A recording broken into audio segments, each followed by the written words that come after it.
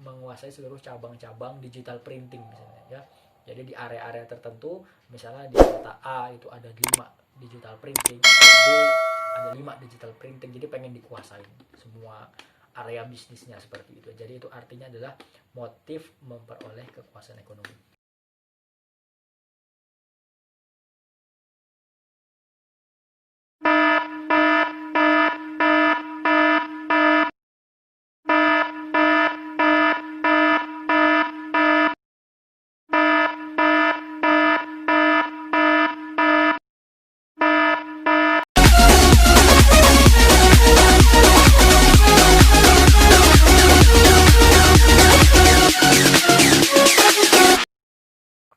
Yang keempat yaitu terkait dengan motif mendapat penghargaan. Nah, motif mendapat penghargaan ini seperti apa? Yaitu keinginan seseorang itu untuk melakukan tindakan agar memperoleh penghargaan dari orang lain. Jadi kalau misalnya kalian mengerjakan sesuatu, kalian ini punya motif atau punya keinginan untuk mendapat atau memperoleh penghargaan dari orang lain. Nah, biasanya penghargaan ini tentu saja akan menimbulkan yang namanya kepuasan bagi orang tersebut, ya kan? Jadi kalau misalnya teman-teman itu mengerjakan sesuatu, lalu bos itu memberikan penghargaan, tentu saja teman-teman itu merasa senang karena ada kepuasan tersendiri kan, bahwasanya kita bisa memajukan suatu perusahaan atau menyenangkan atasan kita seperti itu. Nah, penghargaan itu berupa macam-macam, bisa berupa pujian, bisa juga berupa piagam atau sertifikat, atau bisa juga status sosial dalam masyarakat seperti itu. Nah, misalnya saya kasih contoh yang kedua, misalnya terkait dengan seorang pegawai ASN ya, aparatur sipil negara, yang dia itu bekerja dengan penuh tanggung jawab. Nah, tentu saja ia akan disegani dan juga akan mendapat penghargaan, entah dari teman sejawat ataupun dari atasannya sendiri.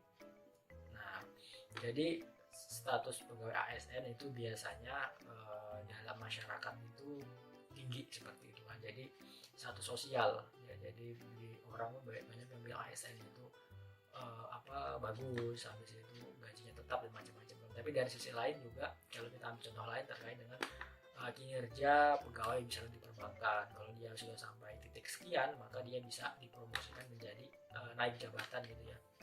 Bisa saja dia naik jabatan jadi misalnya dari AO, account officer, dia bisa jadi manager, atau dia bisa jadi HRD, human, atau bisa menjadi misalnya dari jalur ODP gitu kan. Jalur apa sih ODP itu ya, development project seperti itu ya. Jadi jalur human development project, HDP. Jadi tentu saja macam-macam seperti itu jalurnya. Jadi semakin tingkat kualitasnya bagus, terus dianya itu bagus, cara kerjanya andal, penuh tanggung jawab, terus dianya akselerasinya bagus di suatu perusahaan atau seperti di perbankan, maka dia akan cepat naik promosi jabatan, dan dia pasti akan mendapatkan penghargaan berupa pujian, dan juga mungkin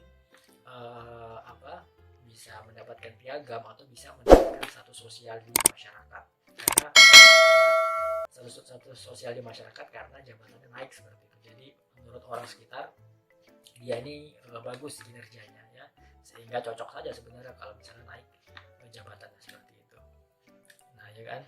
Terus selanjutnya itu ada yang namanya motif sosial ya, itu yang kelima. Nah, motif sosial ini biasanya terkait dengan keinginan seseorang untuk melakukan tindakan ekonomi ya, karena orang ini itu karena ingin menolong orang lain ya. Jadi motif sosial ini motif murni dari dalam diri kita, yang ujung-ujungnya itu tentu saja motifnya untuk menolong orang lain seperti itu. Tentu saja kan motif sosial kan motif tolong menolong seperti itu ya. Nah, manusia sebagai makhluk sosial itu dia perlu bersikap peduli ya, peduli terhadap orang lain seperti itu kan.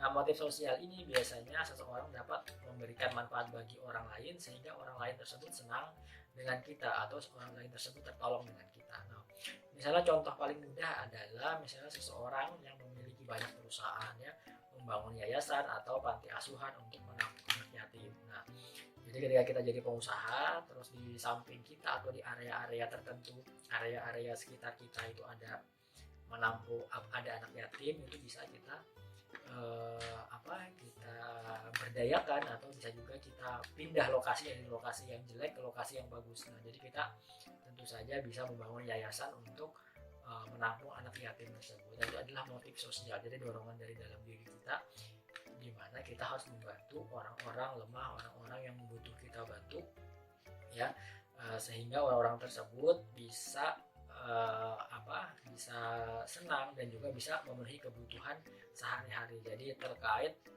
motif sosial terkait sebenarnya dengan sikap peduli, ya, sikap peduli kita terhadap orang lain, seperti itu. Oke, sekian itu saja ya terkait dengan motif-motif di tindakan ekonomi seperti itu. Nah, selanjutnya kita akan belajar terkait dengan penerapan ilmu ekonomi di dalam masyarakat. Ya, jadi entar biasanya dalam kehidupan masyarakat sehari-hari itu kita menerapkan ilmu ekonomi. Nah, juga di masyarakat kita bisa melakukan kegiatan ekonomi tersebut dengan sumber daya yang tersedia. Jadi bagaimanakah bentuk penerapan ilmu ekonomi berdasarkan prinsip ekonomi itu kan kita akan membahas di part selanjutnya. Jadi kita bisa saja bagaimana penerapan ilmu ekonomi dalam masyarakat, jadi sehingga sumber daya yang ada itu, sumber daya yang tersedia itu bisa kita manfaatkan secara optimal, seperti itu ya. Itu saja video kali ini. Silahkan ikuti di part selanjutnya terkait dengan penerapan ilmu ekonomi dalam masyarakat. Oke, tetap stay tune di channel Ekonomi Santai, di mana kalian di channel ini akan mendapatkan pengetahuan ekonomi secara komprehensif, secara lebih luas. Syaratnya itu kalian harus mengikuti part 1 hingga part video ini ditampilkan. Oke, itu saja dari saya. Assalamualaikum warahmatullahi wabarakatuh.